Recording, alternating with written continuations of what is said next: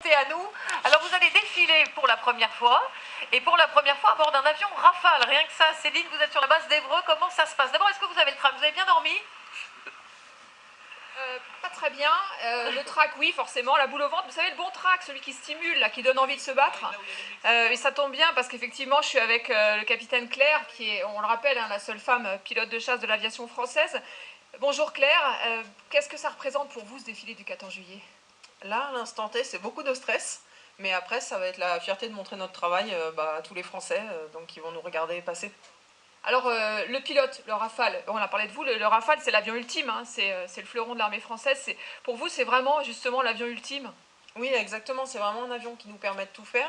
Le facteur limitant dans l'avion, c'est nous, c'est pas l'avion, donc il nous permet vraiment de faire tout ce qu'on veut, c'est vraiment exceptionnel comme avion.